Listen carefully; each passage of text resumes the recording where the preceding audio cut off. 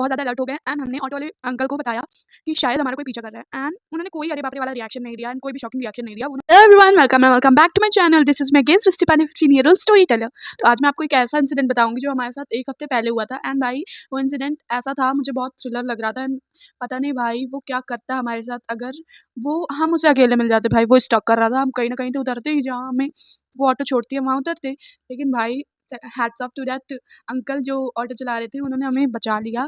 तो आज की स्टोरी टाइम बेस्ड है इसी इंसिडेंट पे। The auto driver who saved us without knowing it, literally he was not knowing anything.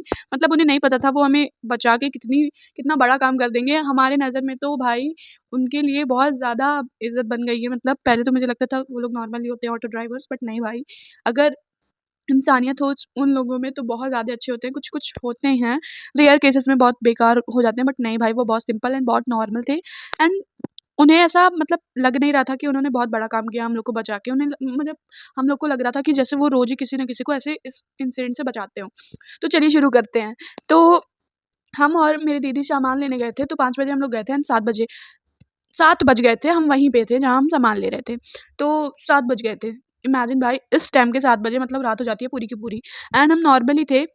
Phone था 20% पे एंड माइंड था 2% पे एंड जो हमारा थकान था भाई लिटरली वो 100% पे था। हमें लग रहा था कैसे भी घर पहुँच के और हम डीप स्लीप ले भाई घर पहुँचने के जस्ट बाद।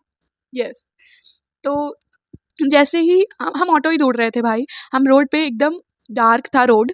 एक तो भाई क्योंकि ये जो मंथ चल रहा है ना, उसमें शाम होते-होते इतनी ज़्यादा डार्कनेस हो जाती है, इतना ज़्यादा डार्क था ना रोड एंड भाई हम लोग इतना फ़ास्ट चल रहे थे। मैं एकदम यूजुअल फ़ास्ट चली जा रही थी। मेरी दीदी को भी बहुत डर लगता है एंड मुझे भी बहुत ज़्यादा डर लगता है, तो हम एज़ यूजुअल ऐसे चले जाते थे फ़ास्ट एंड क्योंकि भाई हम लोग को बहुत ज़्यादा डर लगता है अंधेरे से, तो literally I just hate darkness और हमें बहुत डर लग रहा था, तो हम ऐसे तेज़-तेज़ चल रहे थे एंड हम ऑटो ढूँढ रहे थे एंड फिर हमें एक ऑटो मिला।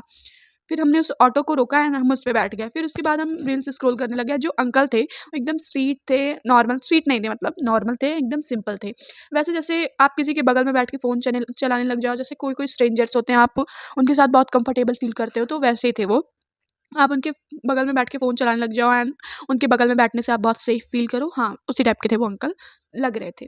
तो थे भी वैसे भी। तो हम और दीदी जो थे वो अपने फ़ोन स्क्रॉल करने लगे, नोटिफ़िकेशन चेक कर रहे थे एंड फिर उसके बाद मेरी दीदी की नज़र मिरर पे पड़ी। जो फ्रंट वाला मिरर था उस मिरर पे उसकी नज़र गई एंड उसने देखा कि एक लड़का है जो हमारा पीछा कर रहा है एंड उसने मुझे बताया, तो मुझे लगा कोई कोइंसिडेंस होगा एंड फिर मैंने इग्नोर कर दिया। भाई आप लोग भी होते तो इग्नोर ही कर देते, पर भाई वो जो लड़का था, जहाँ-जहाँ हम टर्न ले रहे थे, हमारी ऑटो टर्न ले रही थी, वहाँ-वहाँ वो भी टर्न ले रहा था, हमारे साथ-साथ ही आ रहा था।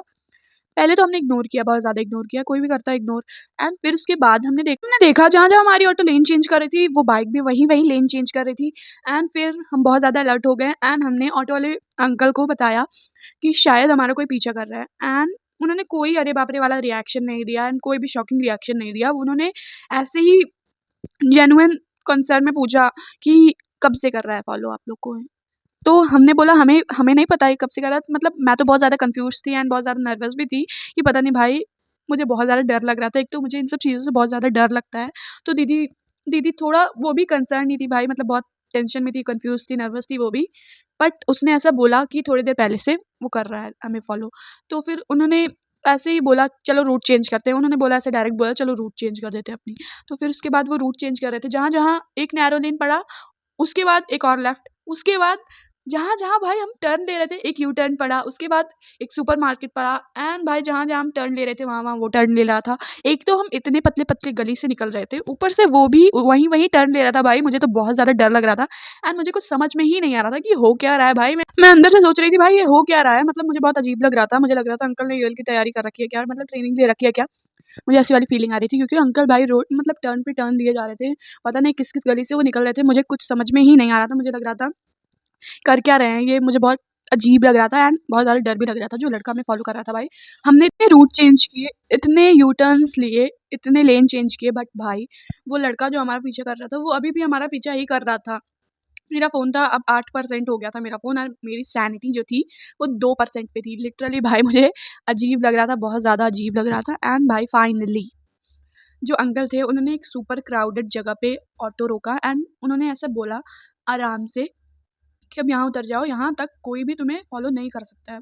क्योंकि वो जो बाइक वाला हमारा पीछा कर रहा था वो उस सुपर क्राउडेड जगह पे ट्रैफिक में फँस गया एंड भाई लिटरली मेरे हाथ एकदम शिवर कर रहे थे, एकदम शेकी हो गए थे मेरे हाथ, एकदम पूरी बॉडी मेरी काँप रही थी डर के मारे, बिकॉज़ मुझे बहुत ज़्यादा डर लग रहा था। वो एकदम थ्रिलर लग रहा था क्योंकि रात थी भाई वो, इसीलिए मुझे बहुत ज़्यादा थ्रिलर लग रहा था। आपको भी मुझे पता है ये इंसिडेंट बहुत ज़्यादा थ्रिलर लगेगा, एंड ऑलमोस्ट सारी लड़कियों के साथ ऐसा तो हो ही जाता है भाई, जो जॉब वगैरह या फिर किसी चीज़ की प्रिपरेशन कर रही हैं उन लोग के साथ तो मोस्टली ये इंसिडेंट हो जाता है। कोई एक्स्ट्रा पैसे नहीं लिए उन्होंने, कोई भी लेक्चर्स नहीं दिए उन्होंने, बस एक सिंपल सी एडवाइस दी एंड हमें सेफ ड्रॉप कर दिया हमारे घर। तो वाले अंकल ने सोचा होगा ये बस उनके लिए एक नॉर्मल राइड थी, बट भाई मेरे लिए ये पूरा का पूरा रेस्क्यू था। पता नहीं कैसे हम बच गए। अगर पूरा जो क्रेडिट जाता है हमारे बचने का वो पूरा ऑटो ड्राइवर वाले भाई अंकल पे जाता है। तो मुझे पता है ऐसा सबके मतलब मोस्टली गर्ल्स के साथ बहुत ज़्यादा होता है ये। तो this was my personal experience. If you like this video hit like, share, comments and subscribe your girl. Bye bye bye.